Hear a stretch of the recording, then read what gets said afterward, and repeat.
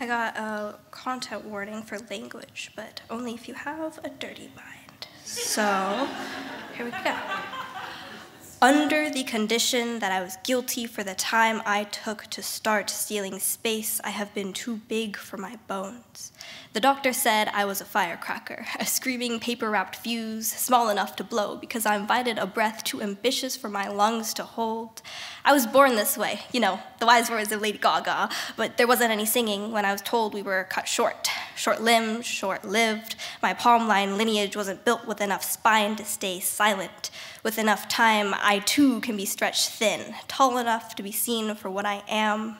Apparently, my length is below average, yet the footprints I leave are full-grown. I am confined to the clothes of a prepubescent boy, defined by baby steps in squeaky toddler stilettos. They wear me as if I am not the one being cropped to make statements. I write in crayon, but my ideas are beyond my body. I don't have my driver's license, but in my dreams, my metaphorical monster truck doesn't need a booster seat by the wheel.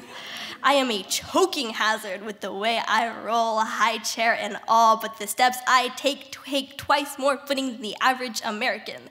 It is 3 commas worth of evolution telling me that despite not seeing eye to eye, my fucking rabbit feet have bigger shoes to fill. And if the only glass slippers I fit into are clown shoes, I will parade around in stilts to reach the new heights found in heaven.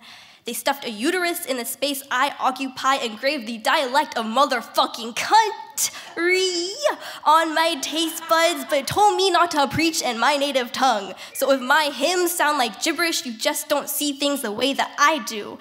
I've been told that there's potential in being below peripheral, that being invisible is the greatest blessing because to be perceived is to be flawed, to conform to a world that says short is for shortcomings, to be blind to the unseen is to fear the unknown, fear of 4'11.5". The doctor reminds me as if that half-inch matters, scared of me. 4'11.5", as if I don't parade around like 5'3", 4, 5 and an 18th of ego on a good day. I offend the 5-something, the sometimes 6'3", with the way I crane my neck to look up their nostrils. Stature doesn't define you, but statistically, that 1 inch makes the difference. It's true. Ask any man under the patriarchy, and they'll tell you that this is well over 3 inches. Size does not matter. But it does when the stranger in the dark discovers your 6-foot shadow is a shrinking figure. You are not the majority, only figuratively you stand out like a smacked down whack-a-mole in a carnival game. You are close but no cigar. You missed the mark, so you can strut all you want, but the most posing you can do is as a model minority.